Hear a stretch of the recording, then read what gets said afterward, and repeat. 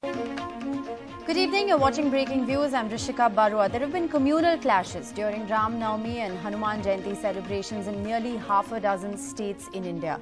Reacting to this today, the RSS chief Mohan Bhagwat said that violence doesn't benefit anybody. He emphasized on the need to bring together all communities and preserve humanity. But he didn't stop there. He also said that the society to which violence is dear is now counting its last days. Listen in. दुनिया में अशांति हिंसा आने वाली है तो फिर हमारे लिए समय मर्यादित है। अब उसके दिन लग गए। आखिरी छटपटाहट हिंसा की तरफ, असद्भावना की तरफ।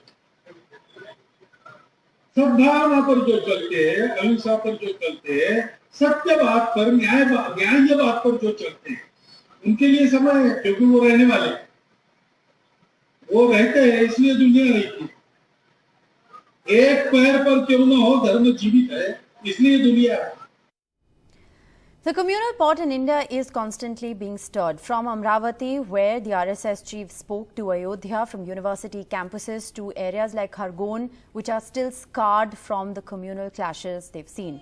Today, 7 people were arrested in Ayodhya for attempting to incite tensions in the temple town. The Ayodhya police say these men were pasting objectionable posters. They were throwing objectionable items, meat, outside mosques in the town. The police say that the group wanted to avenge the Jahangirpuri communal clashes in Delhi. Yesterday, there was a protest at the Banaras Hindu University. Why? Because there was iftar celebration that was held. Right-wing groups objecting to the Vice-Chancellor of Banaras Hindu University attending an iftar dinner. The university has pushed back. The university has said iftar is a 2-decade-old tradition and all vice-chancellors have attended such dinners in the past as well. So why protest against them now? On Monday, this disturbing video from a village close to KHARGONE in Madhya Pradesh, where the communal clashes took place, went viral. Hindu women pledging, taking an oath not to buy or sell from Muslims. दुकानों से कपड़ा चप्पल अन्य कोई भी वस्तु नहीं खरीदेंगे, ना ही उन्हें कोई वस्तु बेचेंगे। हे महाकाल, हमारे संकल्पों को पूरा करने की उपयुक्त शक्ति तथा मनोवृत्ति प्रदान करे।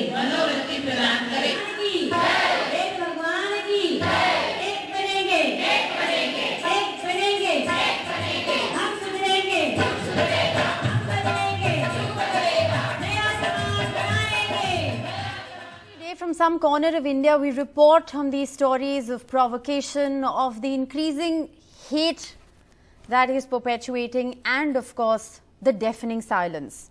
But the world is taking note. Take a look at this latest tweet that's been put out by the European Union human rights representative. In this tweet, he's talked about how he met with Mukhtar Abbas Naqvi, the Minister of Minority Affairs, discussed FCRA, the use of sedition and anti-terrorism laws, detentions, and the situation of minorities, the communal violence, along with the situation in Jammu and Kashmir and individual cases. So this was the tweet that was put out by the EU representative for human rights just a short while ago.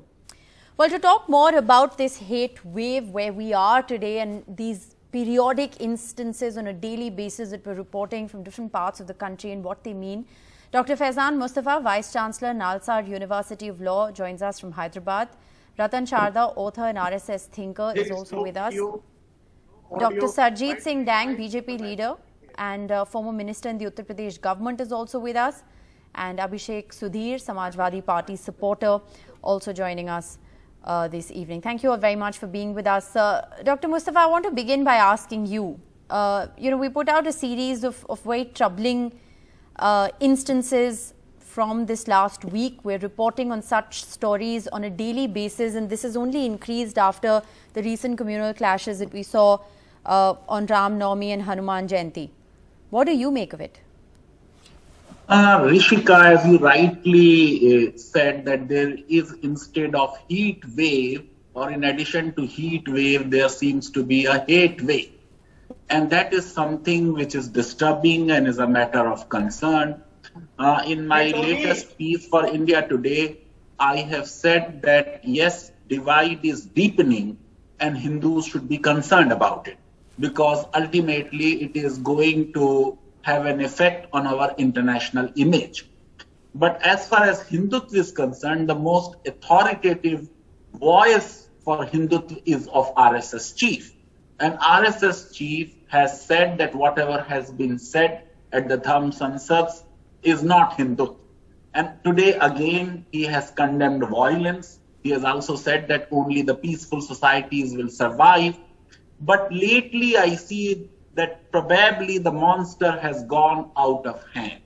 And that is what the history teaches us, that if we really try to give prominence to such kind of people, so religious fanatics and now some other people, they are creating an environment of hate and an environment of exclusion, because this is not only prohibited by Indian Penal Code, but it is also a violation of Indian Constitution.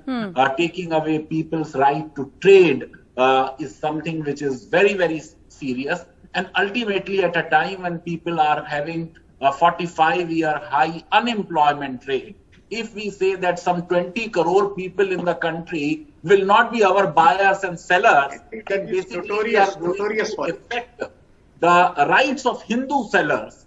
That is how the economy will be, rather than revive, it will get into a vicious circle. Yes. Because we need more and more buyers, we need more and more sellers. So if economy has to survive, I think this is a very, very stupid kind of decision. And I'm sure that RSS chief, when he is talking of Dharm Sansad, when he is talking of... He also, very, very quickly, I also want to ask you, Dr. Faizan Mustafa, about the other thing that the RSS chief said, which is a bit questionable. When he talks about the society to which violence is dear is now counting its days. Yes, he's right. What he is saying is right, because any society which is on boil, any society which is creating divisions, any society which is doing othering will ultimately pay a very, very heavy price. Therefore, investment would come only when you have peace. Okay. And your economy will flourish only when you have peace. Okay. So what he is saying is basically what the ideal of our freedom struggle has always been, that we are a non-violent people, we believe in non-violence, we believe for justice for everyone. Yes. No, I think a lot of the points that you make are very well taken. Ratan Sharda, do you want to come in here as an RSS thinker yourself? What Dr. Mustafa has also said very interestingly is the fact that while a lot of what the RSS chief said today is welcome, and we hope that that message really trickles down to some of the fringe outfits that seem to be running amok, it is too little too late, don't you think? I don't know what you mean by too little too late. RSS has never supported violence. It has never supported extremist voices. It, in fact, has been criticized by the people who think they are more Hindu than the RSS. That is point one. Point two is that when he says violent societies, we can understand what he's saying. Any society which follows violence ultimately perishes, and that is the truth world over. So that is point two. Secondly, when you talk, Dr. Faizan talked about onus is on Hindus. That is very surprising. Why the onus of being peaceful, onus of being tolerant should only be for Hindus? When from Hindu New Year to entire Navratri, Ram Navami, processions are attacked, rules are made which says that, okay, you cannot have any procession around 100 meters of mosque, but such rules are not imposed on other religious places. This is divisive politics. This is the politics that becomes intolerant. You talked about boycott of traders. Who started it? It was started in Shimoga by Maulvis. So we must remember from where the origin of this entire hate starts, and that is what he is indicating. Don't you think, Ratan Sharda, that's where the problem lies? Don't you think that's where the problem lies? The fact that the fact that there is an othering or a blame game here. If there are communal clashes, shouldn't both sides be held equally responsible? Shouldn't those who instigated these clashes be investigated? If a peaceful procession is attacked, why should Hindus take responsibility? Which peaceful procession are you talking about, sir? Ramnavami processions were not peaceful. Was New Year procession? Did you see the visuals of the Hanuman Jayanti processions in Jahangirpuri? Did you see the visuals of the Did you see the visuals of the Hanuman Jayanti proceedings? Look, we're not taking sides. I'm just saying that while you're attacking one side, I'm simply asking you, do you think the attack was without provocation? Yes, it was. I'm very, very blunt. Unprovoked attack. What provoked hijab controversy? What provoked the violence in Shimoga? Dr. Faizan Mustafa, do you want to respond to that? So let us not see. Rishika, I never said that the onus is on Hindus. I never said that. I never used the word onus. What I am saying... No, let Faizan Mustafa respond, because you made a very serious point. No, Ratan bhai, what I am saying, I never said that the onus is on Hindus. I am not in a blame game. For me, whether fanatics are on this side or that side, they are bad. No, I never said. What I am saying, it should be a matter of... it should be a matter of concern for the Hindus. I am saying it should be a matter of concern for the Hindus. Why not Muslims? That is my point. I'm telling you. Why I am saying okay, let him respond. No, you asked him a question on what he said. You asked him a question, Ratan Chadha, on what he said. Give him a chance to clarify. What I am saying, it should be a matter of concern for Hindus, and I am repeating it because I believe that the country's international image is going down. Foreign investments would not come to our country. I believe that being a majority community, they don't want any wrong to happen to this country. Look at what the EU envoy has just said. The EU human rights representative has just said. Rights ranking, Freedom House ranking, our record on civil liberties is a matter of concern. And therefore, we have to tame the monster. And a concern that is being raised, I mean, look at what has been said by the United States and the European Union in the span of the last fortnight. There are very serious questions that are being asked. It is not the responsibility of the Muslims to ensure whether X party wins or Y party wins. I have very clearly My question, sir, very simple. My question, sir, is not. It is a wrong strategy. My question, sir, is not who started it or who did what. That is up. That is the job of the investigating agencies to figure out what happened, who started it, what was the provocation. My question is, what is being done about it? What is being done to stop it? Because we continue to report on these instances on a daily basis. Dr. Sarjeet, do you want to come in here? Just 10 seconds. Yeah? Just one point. Please, I'll come back to you. I'll come back to you. Let Dr. Sarjeet Singh Dan respond. Dr. Sarjeet? Yeah. Please go ahead. See, there is no note of interrogation before this statement that which class of people are terrorists all over the world. Who are communal, everybody knows. Because those who cannot change their way of living, their way of thinking with the times, they call themselves they are secular. It's very funny. See, even there are few people, there are sane voices among them. They say that loudspeaker is not a part of the madhab. Hijab is not a part of the madhab. Why don't they go to Pakistan and ask people why late Benazir Bhutto was not putting on a hijab when she was working in politics? Why they don't ask there? You see, when India was divided into two nations, Hindus were 12% in Pakistan. Today they are 1%. So what's the point that you're making? See, the point is this, that who is communal, everybody knows. Who is, see, in Jahangirpuri also, the narcotics... So I don't know who is communal. I don't know what you're talking about. I don't know what you're talking about. Very important. Yes, that is the important thing. Who is what? Everybody knows. Who is everybody? Sir, I don't know what insinuations you are making. Everybody knows who starts all these things. No. The investigating authorities have made arrests on both sides. My friends are there. I ask a very simple question.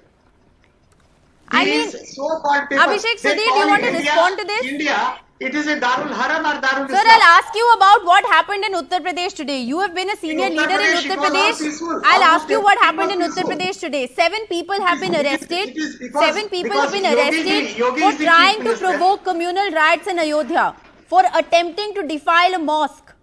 7 people have been arrested in Ayodhya today. They were arrested. Abhishek Sudhir, you want to Immediately, respond? action was taken. Rishika, You are showing 7 arrested. Yes, we are reporting Yes. 7 arrested, but So what if- I'm trying to if- say if is, there is how a are ma- these there are- people emboldened enough to do what they did? Look at those pictures we're putting out on our Emboldened. screens. You are talking about emboldened. What Groups Shaheen Bagh- attempting in to Shaheen defile Bagh, a what has mosque in happened? Ayodhya, In disturb the Jahangirpuri, what disturb has the peace happened? and tranquility. In Khargone, what has happened? Abhishek Sudhir, They you are want to duly respond? arrested. They will be well, taken to task. Rishika, what I would like to say They will not be left is alone. I don't really want to get into a tutu And what is meme happening in or a Kerala? blame Alright. game. What is happening in West Dr. Bengal? Sajid, Okay. Dr. Sajid, let communal? Abhishek Who is respond, communal please. is very Dr. Sajid, clear. let Abhishek Very, very, respond. very Please, please, let him crystal respond. clear. Let him respond, Okay. sir. You've made your points. Let I'm him asking. respond. Okay. Abhishek, go ahead. Rishika, Answer is Yeah. there. Faizan Saab, Rishika, my I point asked is, him, what my does point he is, take this Dr. country Singh, this is no way to into conduct which a class? debate, It sir. is a You've Darul made your Haram or points. Darul You've Islam? made your points. Please let Abhishek respond. No, Abhishek, go ahead. I'm asking Dr. Faizan Mustafa. But I'm telling you to please hold your thoughts, Darul sir. Haram or Darul Islam? I'm asking you to please hold your thought right there, sir. I want Abhishek to respond to what No, you're saying. no, no, not that. Madam, it shouldn't be Abhishek, a please partisan go or ahead. prejudice Yeah. discussion. So don't Rishika- force me to It should please be- kill it your should audio be- because it completely should be kills the impartial. discussion. We're trying to have a Impartial. civilized debate over something that's really important. Please respect that. Abhishek, go ahead. Rishika, I don't want to get into a blame game. To understand what's happening today in India, people are viewing it through the prism of religion, but you must view it through the prism of caste. Let me tell you why. If you look at the antecedents of the RSS, it was an organization that was formed to wage war against the Abrahamic religions. The RSS believes that whether you're a Muslim or a Christian or a Sikh or a Buddhist in this country, you are a Hindu. They say you are a Hindu because you have at some point been a Hindu and you have converted to an Abrahamic faith. That is what they say. Now let us take that forward. Today, the war is not being waged between Hindus and Muslims. The war is being waged between Hindus and former Hindus who were once a part of the caste system. You have to understand that the RSS is a Brahminical organization. Every head of the RSS, barring one, Raju Bhaiya, has been a Brahmin and Raju Bhaiya was a Thakur. The RSS has never had a Dalit head. The RSS has never had an OBC No, head. but what do you But if- think is fueling this hate wave then, Abhishek? So this is casteism at play once again. You have to look at the names You of the don't think people. this has anything to do with the minorities? Of course, but these minorities were once Dalits. They were once Okay. OBCs. Today they're Muslims. Rishika, All right. I just want to this make is, the point. This is a Rishika, whole just different keep- angle that you've brought. This is the whole No, but different this is angle the that you root of brought the into this problem. debate. They have No, this is suffered. the That is why complete they third have suffered in angle that Delhi you brought Sabha. into this They have debate. suffered in UP, they will suffer I'm in going Bihar. to slip into a very short break at this point, but on the other side, I'm going to ask the question that we've all been pondering over. Where do we go from here? How does this end? On the other side of a short break.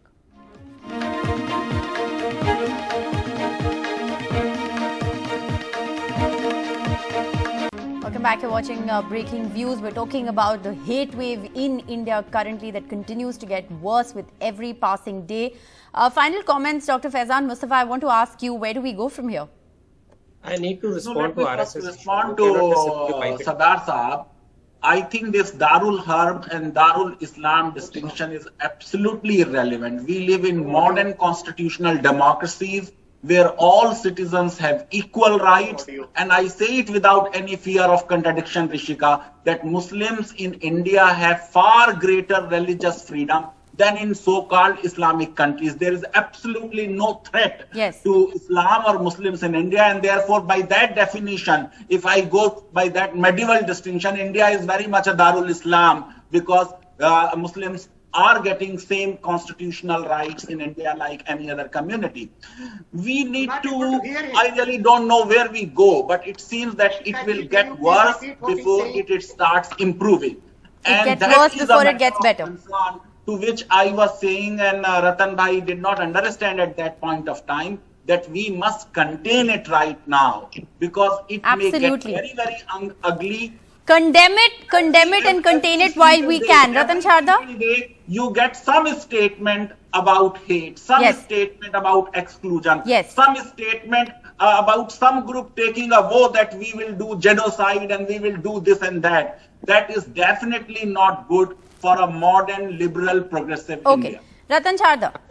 RSS chief clearly disowned every extremist statement, whether Muslim or Islam or Hindu, and he said we should follow the non-violent path. What else we expect from the RSS chief? That is point one.